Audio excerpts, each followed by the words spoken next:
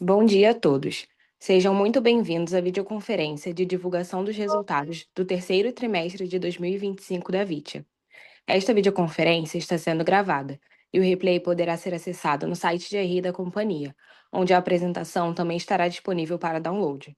Informamos que todos os participantes estarão apenas assistindo a videoconferência durante a apresentação, e em seguida iniciaremos a sessão de perguntas e respostas, quando mais instruções serão fornecidas.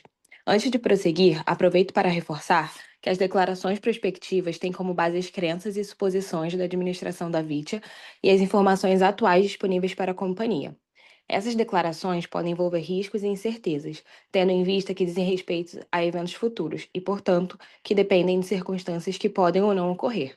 Investidores, analistas e jornalistas devem levar em conta que eventos relacionados ao ambiente macroeconômico, ao segmento e a outros fatores podem fazer com que os resultados sejam materialmente diferentes daqueles expressados nas declarações prospectivas. Estão presentes nessa videoconferência o senhor Wilson Romanini, CEO, o senhor Alexandre Del Nero Friso, CFO e diretor de RI, e o senhor Edgar Zanotto, diretor de Inovações e Novos Negócios. Gostaria agora de passar a palavra ao senhor Wilson, que dará início à apresentação. Por favor, Wilson, pode prosseguir. Primeiramente aí, bom dia a todos, né? A gente vem agora apresentar aí o nosso resultado do terceiro tri e a gente entende que apesar dos grandes desafios, né, que a gente tem nesse momento no agro brasileiro, na verdade até no agro mundial, acho que a Vitia vem performando, vem aí dentro do seu critério, dentro da sua crença, tentando fazer o melhor possível, para gerar valor para todos que estão envolvidos dentro do negócio.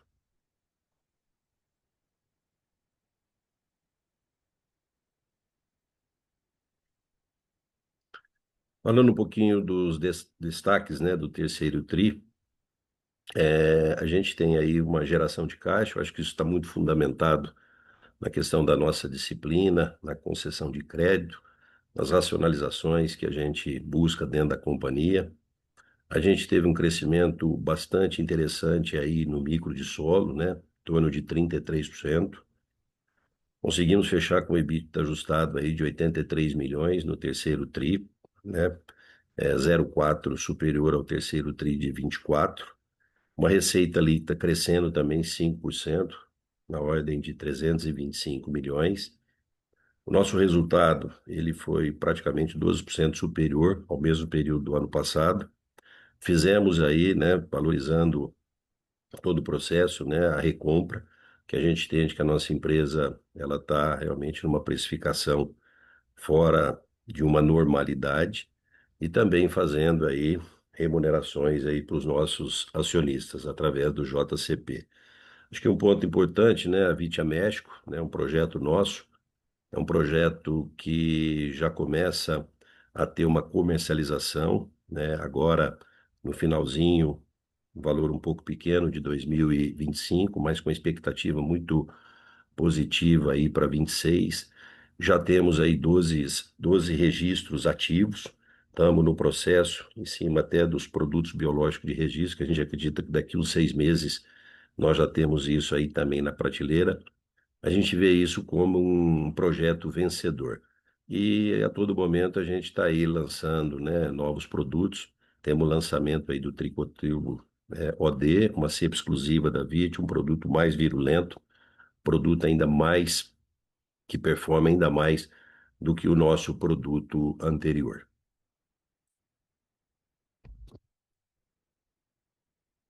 Falando um pouquinho da nossa performance, né? Já falei lá anteriormente, a gente teve até um incremento aí da nossa receita. Vocês devem estar vendo o resultado das outras companhias do setor. Poucas empresas estão performando. A gente, acho que dentro do trabalho que nós fizemos aqui, a gente conseguiu aí, acho que uma performance interessante.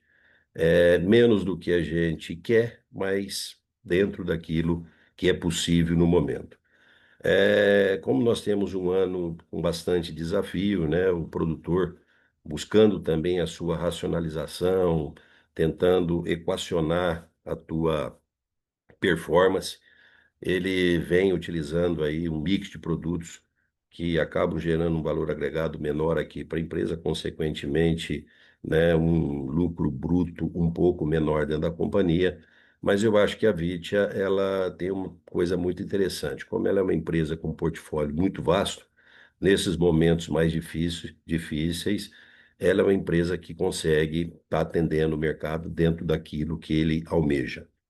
É, tenho falado isso de forma bastante insistente para vocês, na racionalização de despesas. Isso realmente começou lá em setembro de 23. A gente já via aí, né, desafios dentro do agro.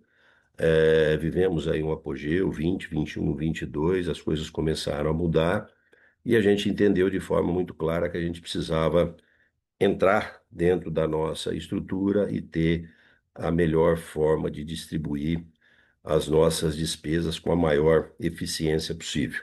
Acho que um outro ponto também é a concessão de crédito, né? A gente sabe que o agro atravessa um momento difícil, a gente vive um momento com taxas de juros exorbitantes, a alavancagem no setor é grande e a gente, dentro da VIT, a gente procura ter aí uma disciplina bastante intensa nessa concessão de crédito.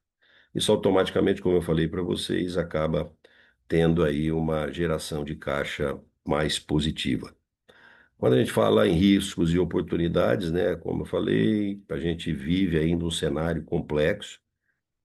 Acho que podemos ter boas novidades para 26. Isso é um sentimento meu, particularmente. Lógico que isso permeia dentro da companhia, mas o desafio é bastante grande. Então a gente está sempre trabalhando, buscando fazer da melhor forma possível, e acreditando naquilo que a gente faz. Houve uma indefinição muito grande pelo produtor. É interessante quando a gente pega, né, as nossas três bases de linhas aí, micro de solo, todo mundo quis fazer uma boa correção. A parte de insumos biológicos vem com um certo crescimento. E quando a gente chega na parte dos fertilizantes especiais, que são os produtos que são usados via folha, o produtor quer sentir um pouco mais. Ele quer entender se essa lavoura dele vai desenvolver bem, se ela vai realmente propiciar para ele ganhos do futuro. E assim ele vai começar a ter um trabalho buscando investimentos nesse sentido. A gente vive um clima ainda irregular, né? Esse ano as chuvas estão bem diferentes do que a gente viu aí o ano passado e no ano retrasado. Pra vocês terem uma ideia, eu estava conversando ali na região da 163, no Mato Grosso. Nós temos soja com 5 dias de emergida e soja já com 50 dias. Então você começa a ver a baita irregularidade, né? Nós temos uma diferença de tempo de plantio aí de mais de 40 dias. Temos oportunidades, a gente está aqui trabalhando de forma intensa na questão de inovação, então temos o lançamento aí do Triumph, né, que é um multissítio atípico. Esse produto a gente conseguiu colocar em bastante lugares do Brasil. Com certeza o ano que vem, até pela sua performance, a gente vai ter aí, acho que uma venda bastante interessante. Fizemos aí as inovações tanto na Bovéria quanto no Metaturbo e também no Tricoturbo, trazendo produtos ainda com mais eficiência. Falando do nosso posicionamento, a disciplina nossa é constante, né, em relação ao trabalho de crédito. A gente está a todo momento do lado do produtor. Um dos lugares que a gente realmente não deixou de investir foi na rede comercial, trazendo gente mais capacitada, gente com maior experiência, buscando realmente estar perto do produtor e auxiliando esse produtor aí, buscando, né, melhores tecnologias e maiores produtividades. Nós temos uma evolução constante, como eu falei para vocês aí na parte das soluções biológicas, tem bastante coisa que está sendo desenvolvida dentro do nosso PDI. E como eu falei, a gente realmente tem aí um portfólio muito completo, que nesses momentos mais difíceis nos ajuda a atravessar, e a hora que a coisa efetivamente mudar, eu acredito que está mais perto do que a gente imagina. A empresa vai estar aí bem preparada para estar brilhando num cenário mais favorável. É isso aí. O Friso, com você agora. Obrigado, Wilson. Bom dia a todos. Agora eu vou entrar mais no detalhe das performances por linha de negócio e também no desempenho financeiro. Começando pelo desempenho sob o ponto de vista de receita líquida, a gente continuou com um destaque importante da linha de fertilizantes de solo, que teve um mix de fatores ajudando a performar positivamente. Uma linha que teve um impacto positivo de preço. Tivemos também um aumento de demanda pela tecnologia de micro de solo e também ganhos de market share, né? Tem uma combinação desses três fatores para ter uma performance tão expressiva, tanto no trimestre quanto no acumulado do ano. Quando a gente entra na linha de soluções biológicas e naturais, a gente teve um trimestre positivo, né? Como o Wilson falou, aquém do que a gente gostaria, mas a gente cresceu 12,6%, puxando o ano para um pequeno crescimento. A gente acredita que o mercado ainda tem um nível importante de atraso, né? Eu acho que, sem dúvida, com mais intensidade na parte de foliares, que eu vou comentar em seguida, mas também impactando na linha de soluções biológicas e naturais, que performa melhor, né, em função, principalmente da demanda por esse tipo de tecnologia e também pelos lançamentos que a gente tem feito no ano, que tem ajudado a performance da linha, a gente conseguir ter um crescimento mesmo num trimestre, né, de atraso difícil e num ano difícil. Já a linha de foliares, ela fica aí com um destaque negativo.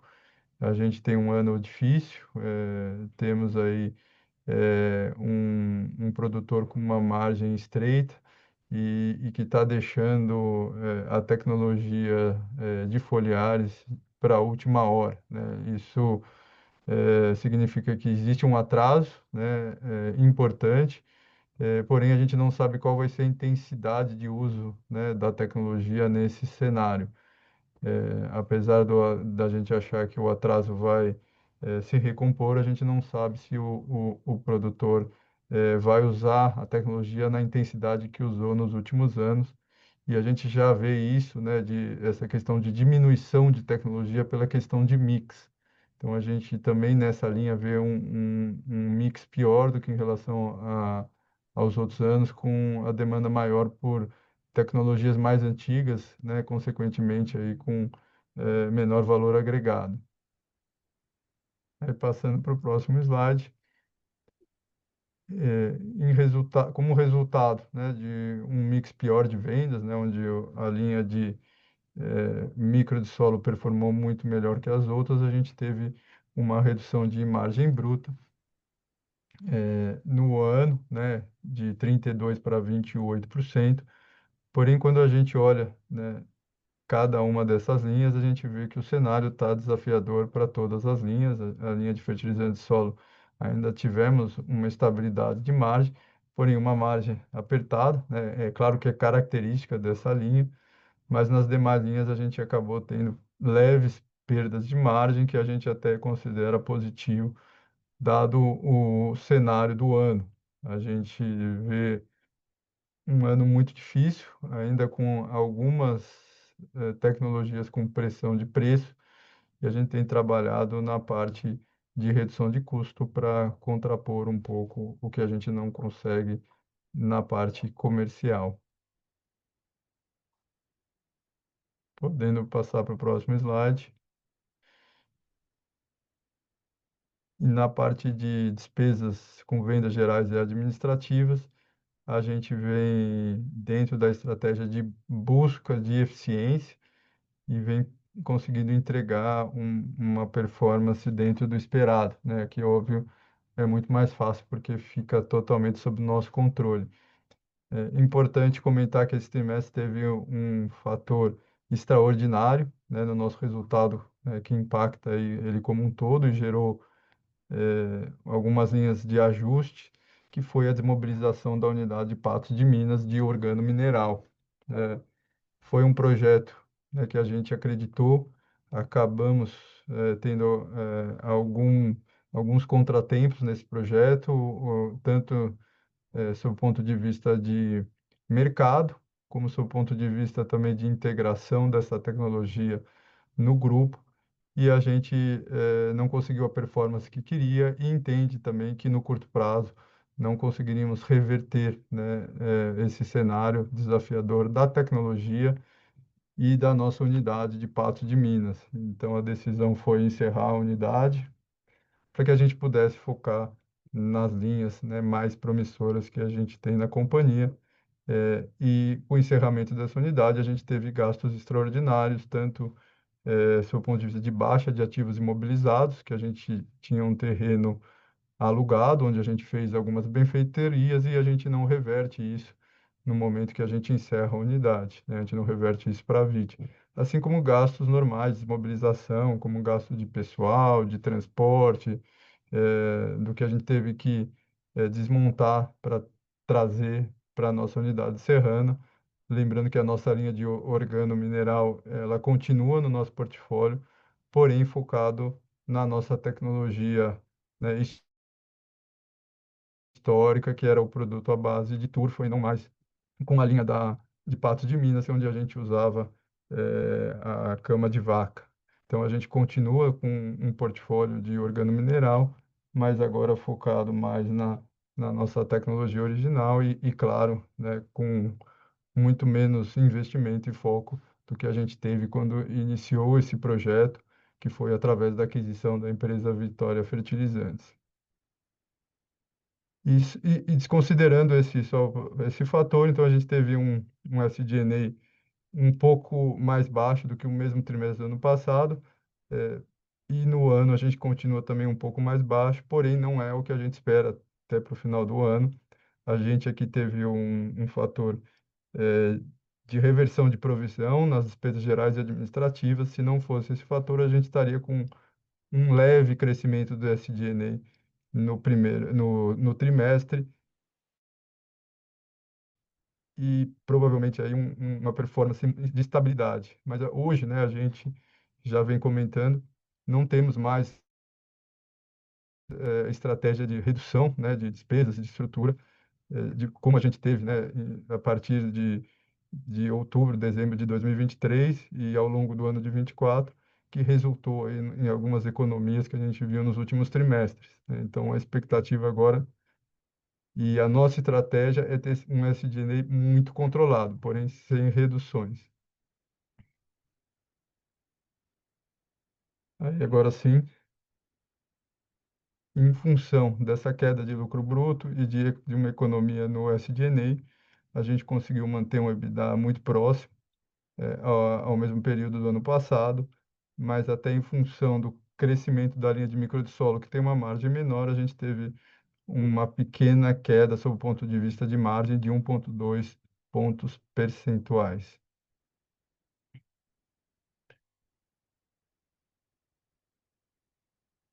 Sob o ponto de vista de CAPEX, a gente não tem muita novidade. A nossa estratégia eram investimentos de menor porte, focados em eficiência operacional. A gente vem cumprindo essa estratégia. Então, o CAPEX vem performando abaixo do ano passado, em 7,7%. O único investimento mais expressivo é na planta de defensivos atípicos para suportar o crescimento do Triumph, onde a gente realizou 4,2 milhões, de um total previsto de 7,3 milhões. A gente ajustou até o orçamento inicial, conseguimos algumas economias, o orçamento inicial estava em 10 milhões. Então, a gente tem focado muito na parte de eficiência operacional, que resulta também em maior competitividade do ponto de vista de custo.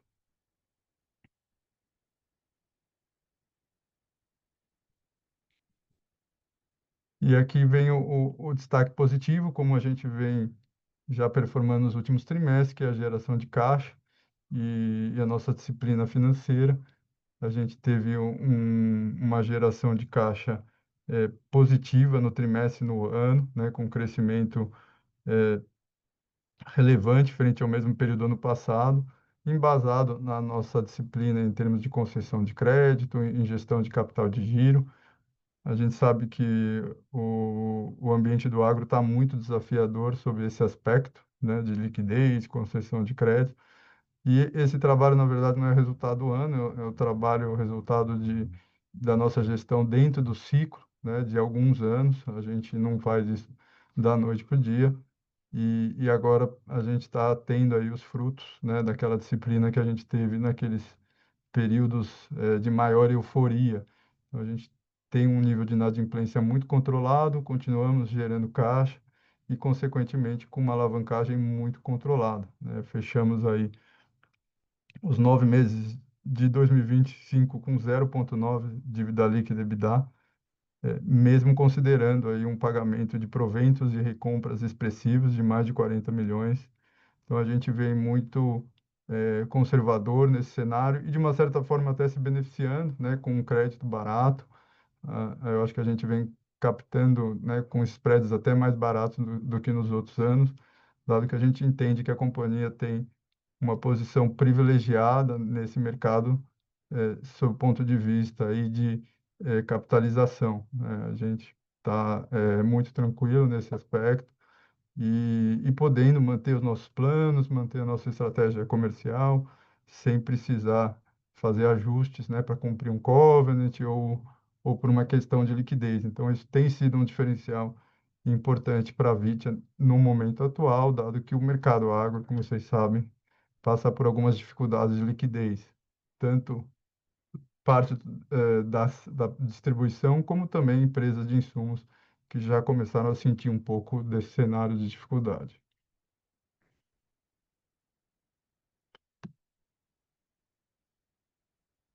E entrando no resultado financeiro, a gente teve uma performance ligeiramente melhor do que o ano passado. Aqui o principal fator foi a questão do AVP, que entra como resultado financeiro. Com o custo de capital subindo, o AVP ele acaba subindo na comparação anual. E na parte de IR e contribuição social, aí é um fator mais sazonal, essa performance é bem superior ao ano passado, porque a gente reconheceu o JCP. A gente teve a declaração de dois JCPs intermediários no terceiro trimestre de 25, em contrapartida a 2024, quando a gente declarou todo o JCP só no quarto trimestre. Então, isso no ano vai equalizar de forma que o resultado fiscal dos anos vão ficar parecidos, né? E não como agora, onde a gente tem uma performance substancialmente melhor em 25. E por último, na parte de lucro líquido, dado todos os fatores que eu mencionei, a gente teve no trimestre um resultado ajustado, a questão da desmobilização, um resultado ligeiramente superior ao trimestre de 2024 e no acumulado do ano temos um resultado praticamente estável.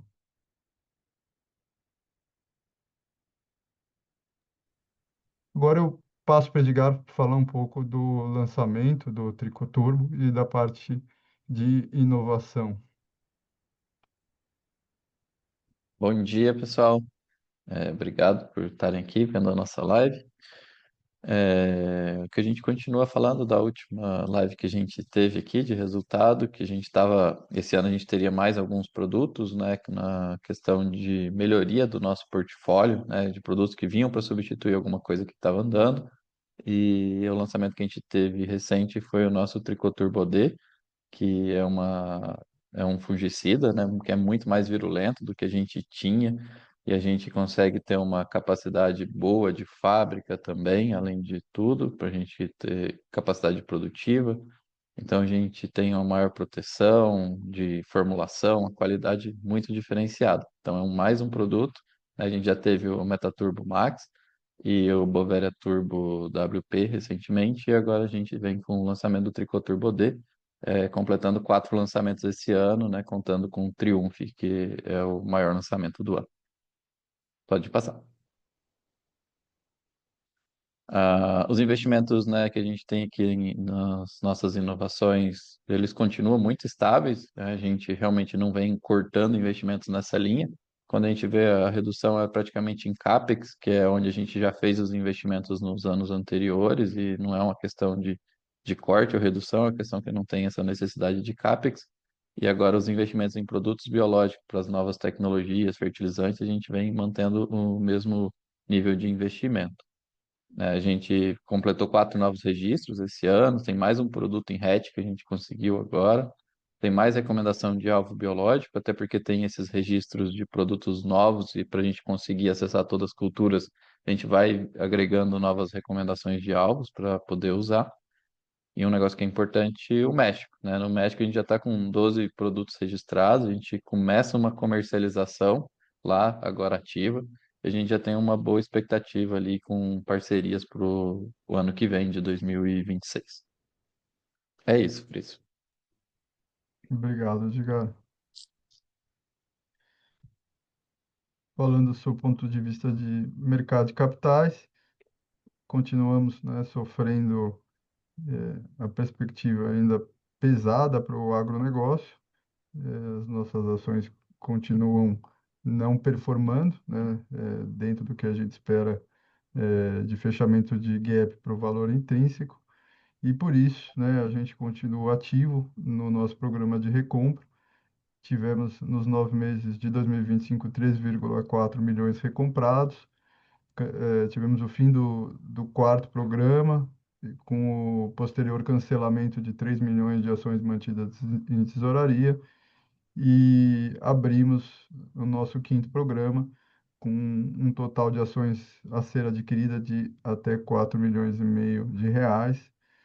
Continuaremos dentro das estratégias que eu venho comentando nos últimos trimestres, de aproveitar essas oportunidades, mas sempre de uma forma gradual. Então, assim, a recompra não é a estratégia que a gente gostaria de fazer, porém, dado essa diferença entre o valor das nossas ações e o nosso valor intrínseco, a gente se sente, obviamente, na obrigação de fazer esse investimento, que acaba sendo a melhor alocação, né, para os acionistas atuais da base, mas sempre fazendo de forma gradual, né, sem ter nenhum tipo de impacto, né, em termos de preço, de precificação de mercado.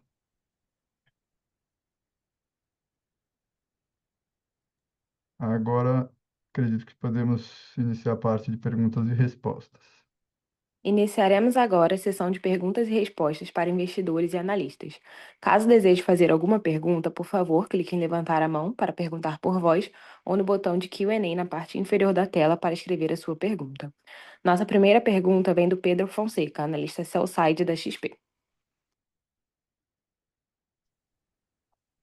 Bom dia, Wilson. Bom dia, Friso Edgar. Tem dois pontos que eu queria explorar com vocês. Primeiro, sobre, né, a evolução da carteira. A gente acompanha aqui o setor inteiro, né, sendo impactado por essa condição de atraso. Então, a pergunta que eu queria fazer é como vocês viram a carteira evoluindo ao longo desse trimestre, né, desse Q4. E aí, particularmente, também queria ouvi-los em relação à demanda de foliares, que é a linha de negócio ali que talvez esteja um pouco mais atrasada, né? Esse é o primeiro ponto. O segundo ponto é ouvir um pouco de vocês, como vocês estão vendo a condição financeira barra saúde do produtor, né? A gente viu um grande banco ontem que tem uma exposição grande ao agro reportando aumento de inadimplência, né? Mais um trimestre com aumento de inadimplência, mas a gente não tem visto esse aumento de inadimplência entre players de insumos, né? Vocês, né, o Friso comentou, acho que a carteira está super saudável, sem aumento de inadimplência. Então, a minha pergunta é, obviamente, assumindo um cenário, né, sem quebra de safra, se vocês acham que para os players de insumos talvez o pior passou, né? Talvez essa é a minha pergunta, perguntando de outra forma, em que estágio vocês acham que a gente está aí da recuperação? E se o pior passou, ou se ainda é o momento de ter cautelas? Talvez não dá para agressivar ainda em crescimento de número de clientes, etc. Esses são meus pontos. Obrigado. Bom dia, Pedro. Tá bom? Eu vou começar aqui, depois se o Friso quiser daí pontuar algo, acho que é interessante. A questão da evolução da carteira, né? Nós temos hoje uma carteira, nesse momento, maior do que no mesmo período do ano passado, né? É lógico que essa carteira, ela tem aí ainda algumas questões que precisam ser avaliadas, vai depender muito dessa chuva, dessa estabilização, mas é uma carteira firme. Acho que isso é importante, né? Ela tem aí, vamos dizer, uma boa robustez em termos de firmeza. Agora, mercado é mercado. Hoje nós estamos pensando assim, amanhã nós vamos pensar diferente. Eu sempre digo o seguinte: é o homem que ele coloca na vida que as coisas no mundo, ele está totalmente errado, né? O que a gente está fazendo hoje, provavelmente nós faremos diferente amanhã. Mas a carteira é uma carteira maior do que no mesmo período do ano passado. A demanda de foliar, como eu falei lá anteriormente, a gente teve, né, um ano bastante interessante na venda aí do micro de solo, né, dos fertilizantes de solo. Eu acho que isso está num ponto, né? A gente tem aí uma competitividade grande, a gente tem bons parceiros nesse sentido. O produtor, ele fez esse investimento, né? Isso hoje é uma coisa que vem aumentando muito a percepção dessa tecnologia, buscando aí o aumento de produtividade.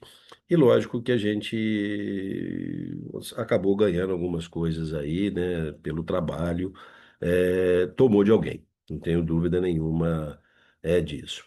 A questão, quando a gente fala aí dos fertilizantes, né, foliares, o que que o produtor hoje está pensando, né? Ele está querendo ver, como eu falei lá anteriormente, você pega ali na 163 no Mato Grosso, nós temos soja nascida com 5 dias e soja já com 50 dias. Então, o que que o cara está pensando? O que que o produtor, dentro de uma situação mais complexa e sendo o mais racional possível, ele vai fazer a pulverização no momento certo, né? Ele vai ver se essa lavoura dele vai desenvolver, se a chuva vai chegar, se vai ter uma boa formação e ele vai fazer. O que ele pode fazer é trocar o mix aí em termos de tecnologia. Quando você fala em fertilizantes foliares, nas especialidades, você tem aí efetivamente bastante formas, né? Você tem sulfato, você tem nitrato, você tem cloreto, você tem aí os produtos à base de suspensão concentrada, que são óxidos e carbonatos, e aí automaticamente o produtor está migrando aí para produtos com menor valor agregado. Mas a gente entende que o mercado, se nós tivermos uma normalidade na questão climática, ele vai consumir. Vai consumir com parcimônia. Isso eu não tenho dúvida nenhuma, né? A gente não vê uma expectativa tão grande para chegar lá em 30 de dezembro com um número tão eh, interessante nessa linha, né? Eu acho que a gente hoje está buscando aí até mesmo estar em outros mercados, procurar outras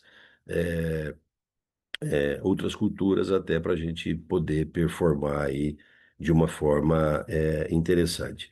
E quando a gente fala, você perguntou, né, eu vi essa reportagem do banco, não terminou ainda não, não terminou.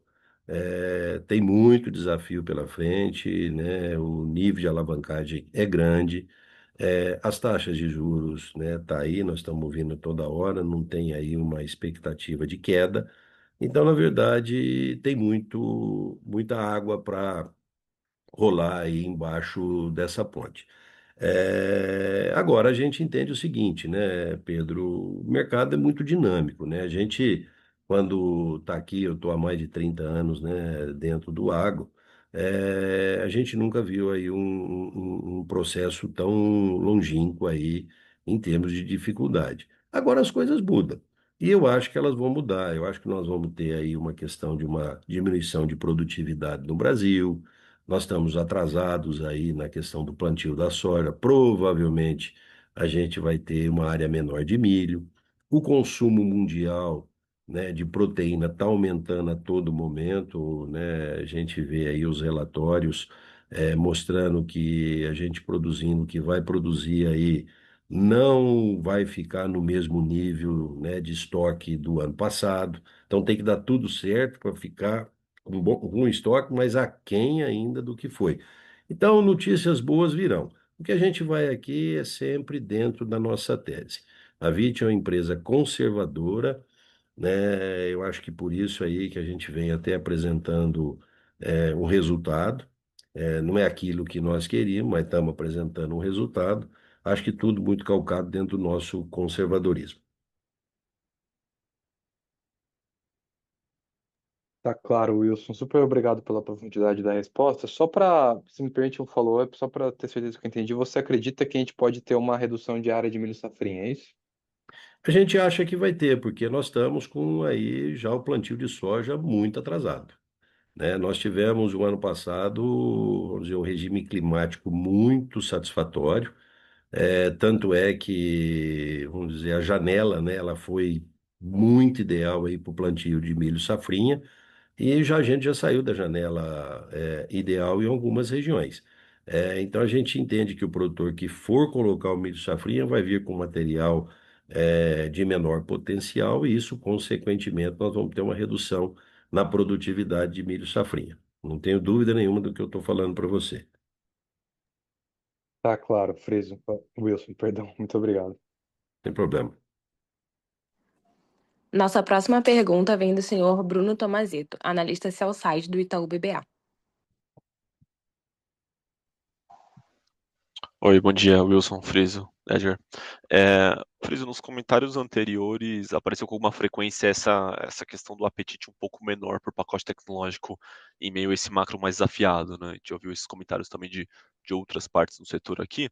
E aí a discussão de ambiente de precificação tem aparecido com menos frequência, tanto na discussão de hoje quanto em outros fóruns.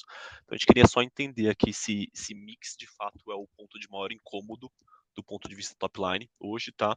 E como que se compara essa dinâmica de mix com esse preço médio, uma mesma base, vai dizendo assim. Se não me falha a memória aqui, o ano passado a gente falava que tinha menos espaço para lidar com competição, abaixando mais preço e tudo mais. Então, quero só entender se isso se mantém e o que vocês acham que tem de espaço para acontecer nesse ponto de vista precificação em 2026. E aí, do ponto de vista de margem, tá? O Feliz também comentou agora há pouco que teve essa mudança importante, né, de fertilizante de solo ganhando mais share no mix em cima de foliar e tudo mais. É, mas também teve essa dinâmica de compressão de margem nas unidades de negócio individualmente, né? Agora, quando a gente olha para quando a gente olha para o Q4, começo de 2026, parece ter a expectativa de que pode ter alguma volta de foliar, né? Que levaria a gente a entender que mix poderia ser um ponto benéfico do Q4.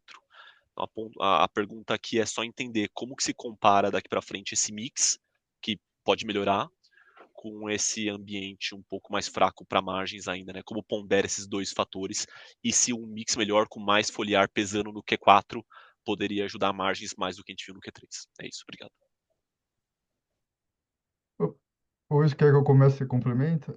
Pode fazer isso, Começando Pedro. do final, Bruno, sim, né? A gente espera que tanto no quarto tri, até como no começo do ano que vem, a gente tenha uma performance melhor dos foliares e uma desaceleração do micro de solo, né? O micro de solo ele é um produto de uso para plantio, então não tem como ele continuar com a mesma demanda agora no final do ano e começo do ano que vem. Então, sim, esperamos essa recuperação. Ainda temos uma certa dificuldade para entender qual vai ser o nível da demanda, mesmo com a recuperação do atraso, que, como a gente falou, tem uma necessidade do investidor, desculpa, do produtor de cortar gastos. A gente tem uma redução de rentabilidade esperada para essa safra, e o produtor está fazendo um trabalho, às vezes eu falo, muito parecido como qualquer empresa faz aqui. Eu vou ter uma receita menor, eu preciso ter um custo menor. É claro que no caso dele tem uma equação um pouco mais complexa, porque muitas vezes você pode ter um custo menor e uma produtividade menor, né? Essas coisas são diretamente ligadas. Então, é um ambiente muito desafiador, mas a gente tem visto esse comportamento, né?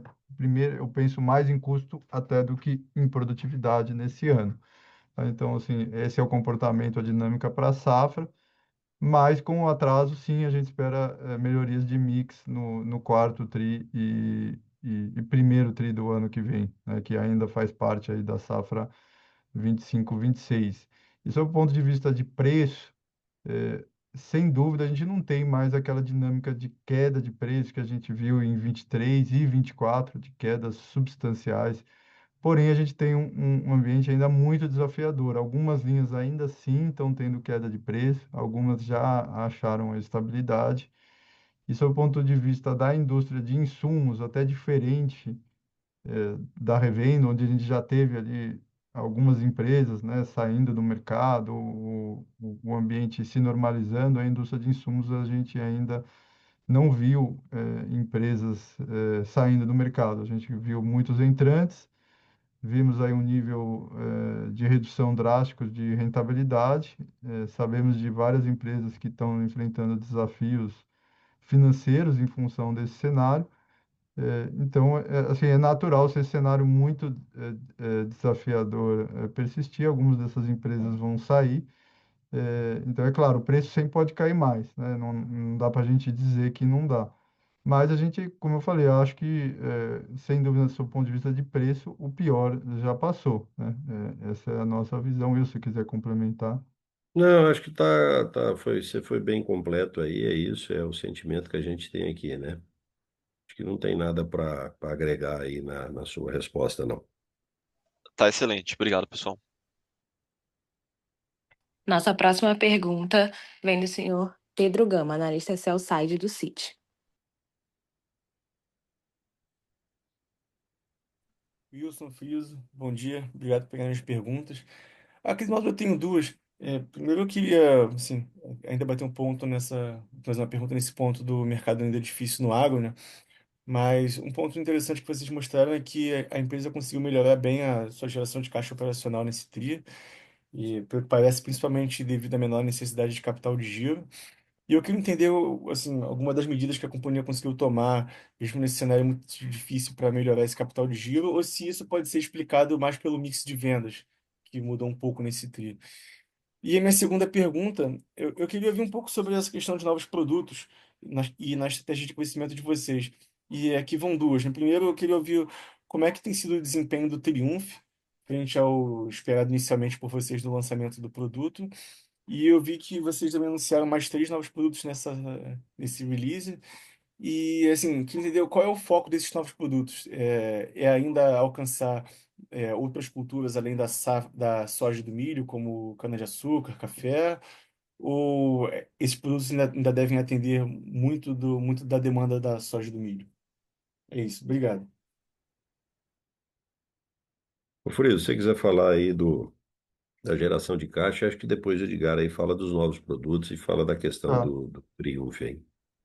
Sob o ponto de vista de geração de caixa, é um mix, tá, Pedro? A gente tem feito nossa lição de casa, sob o ponto de vista de gestão de capital de giro, olhando os estoques, né, buscando ali maior eficiência até no recebimento, mas também o mix de vendas ajuda, porque a linha de micro de solo, ela trabalha com prazos mais curtos, né, e a gente, na verdade, tem essa política, né, a gente poderia até ter uma política de prazos mais longos, mas a gente tem essa política de trabalhar com prazos mais curtos, até pela rentabilidade e pelo perfil, né, desse tipo de produto. Tá? Então, assim, é um mix, as duas coisas, esse é o ponto de vista de geração, e a gente tem uma questão natural do nosso negócio que, quando a gente cresce mais, a gente gera menos caixa, porque a gente tem a necessidade de reinvestimento em capital de giro. E quando a gente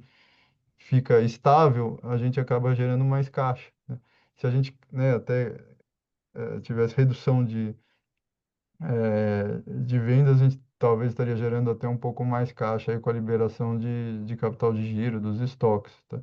Então é um mix. A gente tem também, se comentando, a desmobilização de patos ajuda, né? Porque a gente tinha um nível de estoque importante nessa linha de organomineral em patos, então a gente acaba com isso.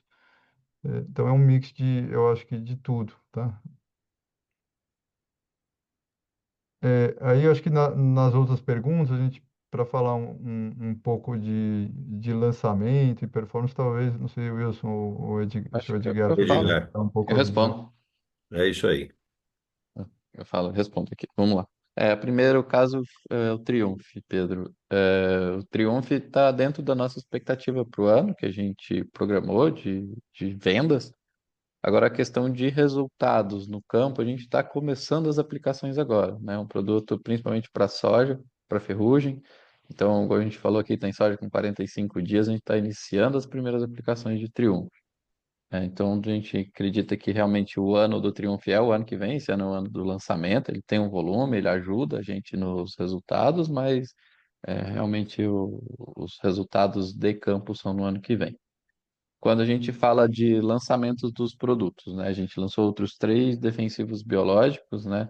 2 inseticidas e um fungicida esse ano. São produtos para melhoria de performance do nosso portfólio, focado nas culturas que a gente já trabalhava. São produtos que substituem produtos que já existiam, né? Igual o Tricoturbo dele substitui o Tricoturbo, Metaturbo Max substitui o Metaturbo, e assim por diante, tá? Então a gente busca realmente produtos com eficiência maior e que a gente tenha ou que sejam mais produtivos para a gente em questão operacional aqui na indústria, e é isso que a gente vem buscando para que a gente traga maior rentabilidade para o produtor e para a vítima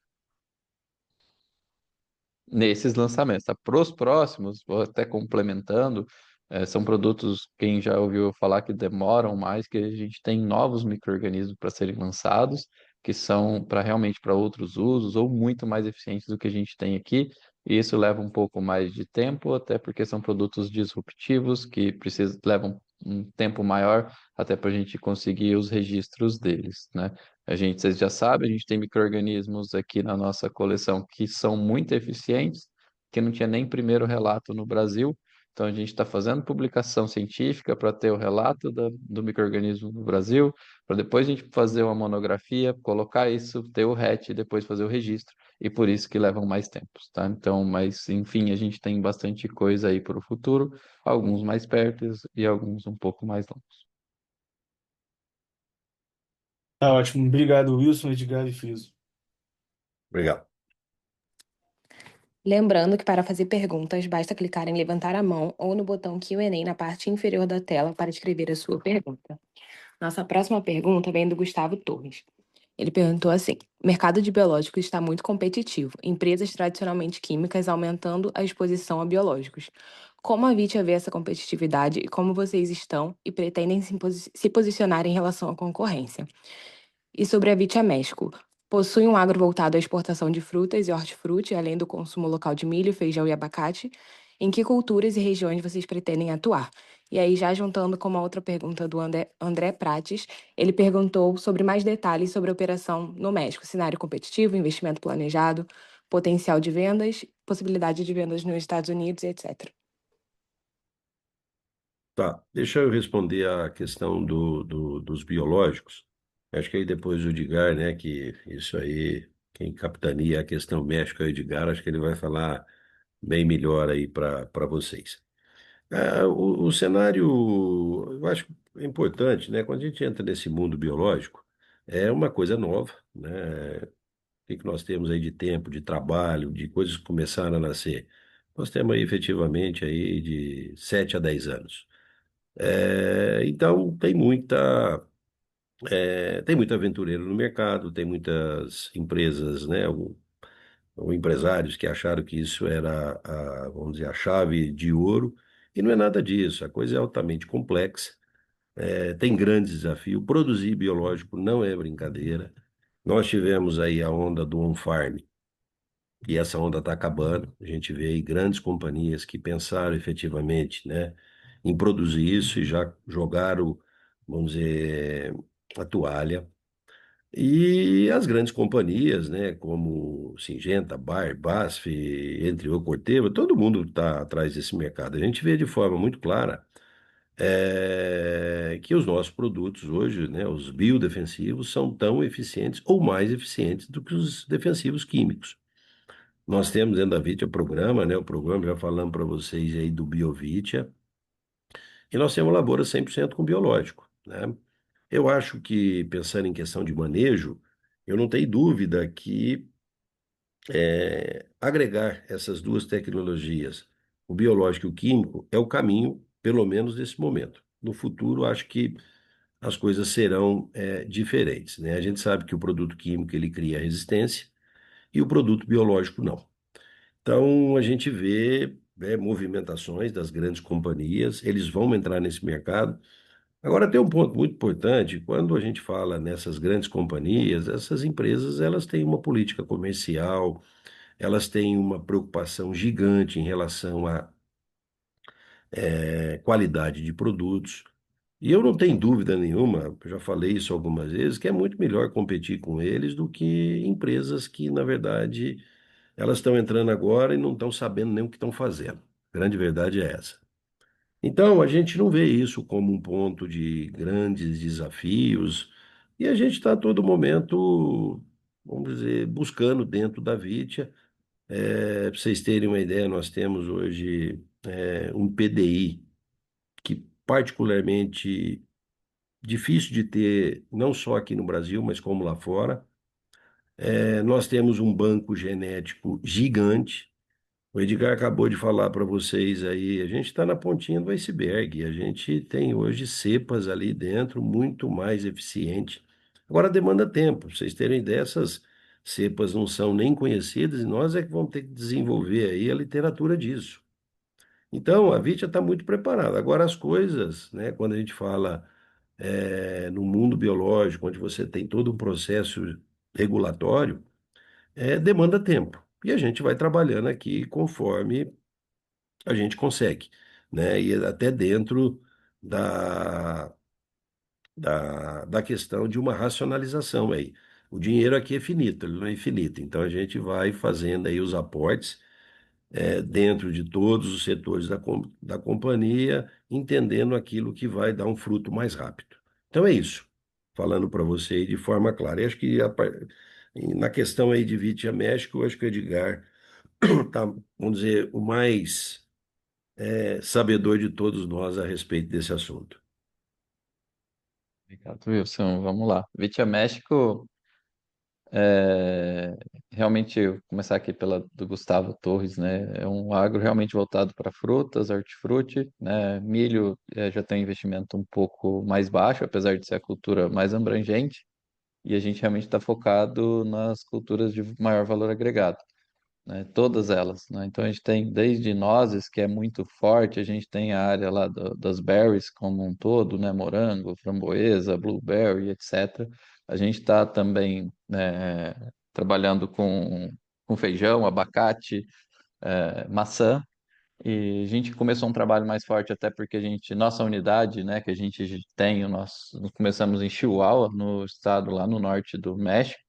Então, até por isso, a gente começou um trabalho de desenvolvimento mais ali perto, mas hoje a gente já tem gente trabalhando na região central, próximo de Guadalajara, na Sinaloa, na Baixa Califórnia, né? A gente está com um time de desenvolvimento de mercado lá hoje com mais de 7 pessoas, já trabalhando há algum tempo, né? Então, a operação lá, ela realmente para vendas, a gente imagina que realmente no ano que vem começa de uma forma mais forte, nessas regiões onde a gente começou primeiro os trabalhos, mas o objetivo é atender o México como um todo, com parcerias por distribuição, né? O mercado lá ele é um pouco diferente daqui, né? O negócio de venda direta não é tão grande, não tem áreas tão grandes como tem no Brasil, então a gente realmente tem buscado parceria com boas distribuições lá no México.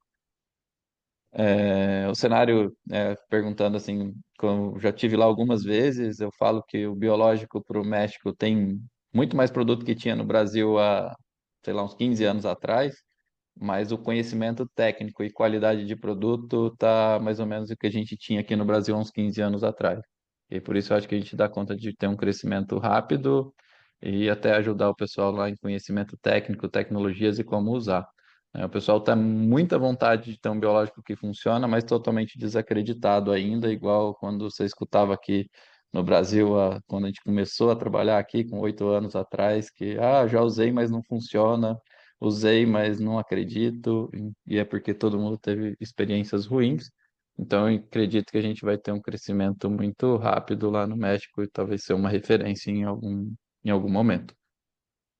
Eu acho que é isso, tá? Ele Então, ela perguntou sobre perguntou. possibilidade de ir para os Estados Unidos, existe, né? O México, ele é uma fazenda já dos Estados Unidos, a gente está ali do lado, né? Chihuahua tem divisa, e a Califórnia talvez seja um próximo passo para a gente, até porque tem o cultivo dessas hortaliças e frutas também muito forte, e é onde a gente deve começar quando a gente for para lá. A gente tem um projeto de internacionalização também para todo o restante da América Latina, que a gente está em discussão hoje na questão dos registros, abertura e custos, etc., para fazer um orçamento aí para conseguir com esses outros países também.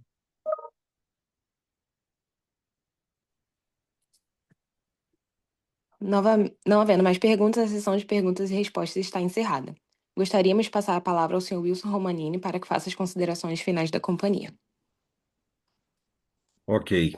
Primeiramente, aí, muito obrigado por vocês estarem aqui nos escutando, olhando a nossa companhia. Eu acho que o ponto central que eu queria deixar em termos de recado aí para todos, a Vitia é uma empresa que está aí há mais de 50 anos, né? Isso não é à toa.